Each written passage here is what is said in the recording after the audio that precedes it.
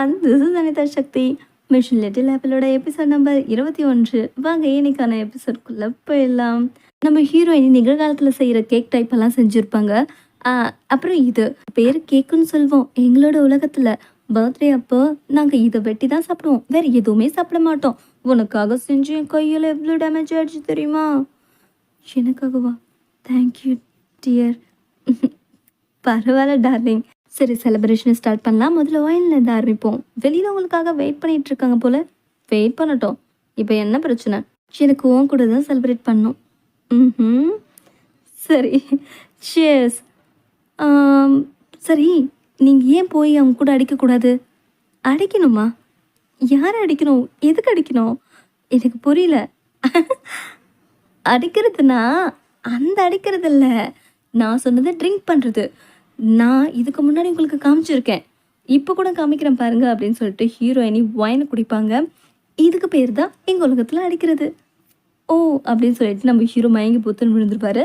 இந்த சீன் தான் இதுக்கு முன்னாடி காமிச்சிருப்பாங்க. கொஞ்சம் கேப் விட்டு டிஃப்ரெண்ட்டாக இந்த சீன் எடுத்திருக்காங்க.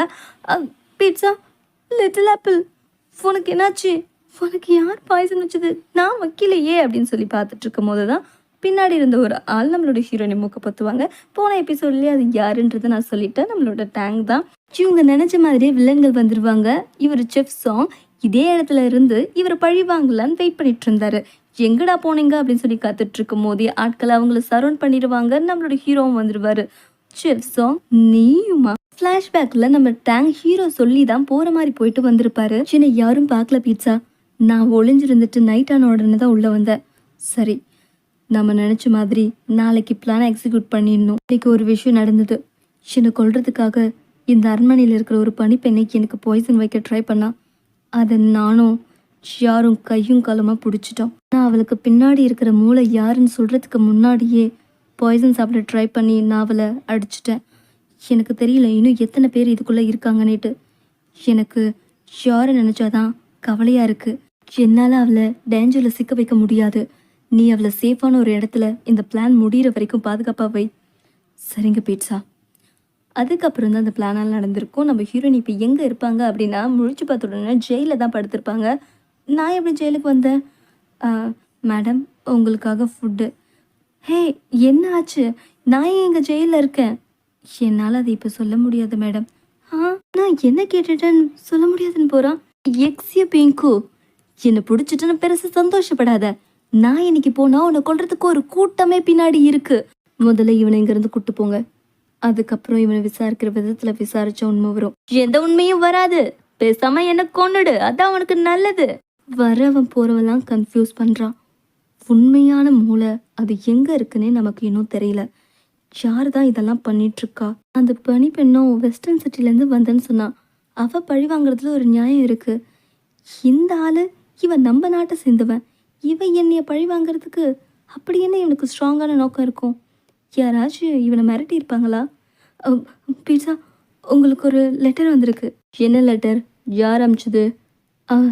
வெஸ்டர்ன் சிட்டியிலேருந்து பீட்சாவோட பொண்ணு யோயோ இன்வெஸ்டிகேஷன் பண்ணி இந்த லெட்டர் உங்களுக்கு அனுப்பிச்சிருக்காங்க. நீ போகலாம். சரிங்க பீட்சா. யோயோவா? நமக்காக அவன் அங்கே இன்வெஸ்டிகேஷன் பண்ணாளா? நமக்காக அவன் ஏன் பண்ணணும்? நான் தான் பீட்சா சொல்லியிருந்தேன் இன்வெஸ்டிகேஷன் பண்ண சொல்லி. ஏன்னா அங்கே ஏதோ ஒரு தப்பு நடக்குதுன்னு மட்டும் எனக்கு தெரியும். அது தெரிஞ்சுக்கிறதுக்காக தான் நான் அவங்க நாட்டுக்கு வழி அனுப்புறதுக்காக கூட போனேன். அப்படியா? அப்படி அவள் என்ன அனுப்பிச்சிருக்கான்னு ஓப்பன் பண்ணி பாடி அப்படின்னு சொல்லிடுவாரு. அதை படித்த உடனே நம்ம டேங்க் பயங்கரமாக ஷாக் ஆயிடுவார். இப்படி இருக்கக்கூடாது. என்னாச்சு? இது கொஞ்சம் படிங்க பீட்சா.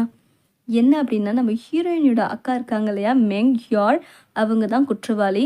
பீட்சா, உங்கள் கவுன்கு பெயின், அதாவது ராயல் செஃபை அவங்க அக்காவே பணைய கைதியை பிடிச்சி வச்சுருக்காங்க. சீக்கிரம் வாங்க பீட்சா. இந்த லெட்டரில் மெங் ஹியோரோட ஒரிஜினல் நேம் ஜென் எக்ஸியோன்னு இருக்கும். அவங்க ஒரிஜினல் கண்ட்ரி வெஸ்ட் சியா தான் இருக்கும். நம்மளோட ஹீரோ அவசரமாக ஜெயிலுக்குள்ளே போவார். நம்ம ஹீரோயினை கத்தி முனையில் நிற்க வச்சுட்ருப்பாங்க அவங்களோட அக்கா. நீங்கள் எல்லோரும் வெளியில் போங்க, நான் அவளை பார்த்துக்கிறேன். சரிங்க பீட்சா அப்படின்னு சொல்லிட்டு எல்லோரும் வழியில் ஓடி போயிடுவாங்க. அப்போனா இத்தனை நாளாக தேடிட்டு இருந்தால் நீதான். கூடவே இருந்து எனக்கு பாய்சன் வச்சது நீதான் இல்லையா அப்படின்னு சொல்லி நம்ம ஹீரோ கேட்டுட்ருப்பாரு. இப்போவாச்சும் உண்மை தெரிஞ்சுதே, இதை கொஞ்சம் கூட எதிர்பார்த்துருக்க மாட்டீங்கல்ல? ஆ? கொஞ்ச நேரத்துக்கு முன்னாடி ஒரு விஷயம் நடந்திருக்கும். அது ஃப்ளாஷ்பேக்கில் நம்ம ஹீரோயினி ஜெயிலில் தூங்கிட்டு இருக்கும்போது அவங்கள பார்க்கறதுக்காக அவங்க அக்காங்க வந்திருப்பாங்க. நம்ம ஹீரோயினி வச்சு கண்ணு வாங்காமல் ஜெயிலுக்கு வெளியில இருந்து பார்த்துட்டு இருப்பாங்க. அந்த நேரம் பார்த்து அவங்க அக்கா கிட்ட 2 பேர் வந்து செஃப் சாங் மாட்டிக்கிட்டாரு அப்படின்ற விஷயத்த சொல்வாரு. சொன்ன உடனே இவங்க பயங்கர டென்ஷன் ஆயிடுவாங்க. உங்களால ஒரு காரியத்தை கூட உருப்படியா செய்ய தெரியாதா? உங்களுக்கெல்லாம் நான் பணம் கொடுத்து வேலைக்கு வச்சது தண்டம். உங்களை போய் நம்பினதுக்கு வெளியில போற எவடையாச்சும் நம்பி இருந்தா கூட இந்நேரம் பீட்சாவை போட்டு தள்ளியிருப்பான். உங்களை நம்பாம நானே களத்துல இறங்கதான் இந்த நேரத்துல சரியா இருக்கும் அப்படின்னு சொல்லிட்டு யோசிச்சுட்டு தான் ஹீரோயினி கழுத்துல கத்தி வைக்கிறதா முடிவே பண்ணியிருப்பாங்க. உனக்கு என்ன பிரச்சனை?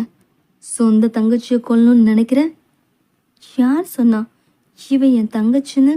இந்த குடும்பத்துக்கும் எனக்கும் எந்த சம்மந்தமே இல்லை. அந்த செஃப் சாங் மட்டும் விஷயத்தை கரெக்டாக முடிச்சிருந்தானா என்னை உங்ககிட்ட அடையாளப்படுத்த வேண்டிய அவசியமே எனக்கு வந்திருக்காது. வேற வழியே இல்லைன்றதுனால தான் நானே உங்க கூட மோத களத்தில் இறங்கிட்டேன். எப்படியெல்லாம் கொல்றதுன்னு இவ்வளோ டைப்பில் யோசிச்சு பார்த்தேன். கடைசியில் உன்னோட வீக்னஸ் எதுன்னு நான் கண்டுபிடிச்சிட்டேன். உன்னோட வீக்னஸ் இவ தானே? இவ உனக்கு வேணும்னா நான் சொல்கிறது செய். அதோட இந்த எபிசோட் முடியுது. அடுத்த எபிசோடில் மீண்டும் சந்திக்கிறேன்.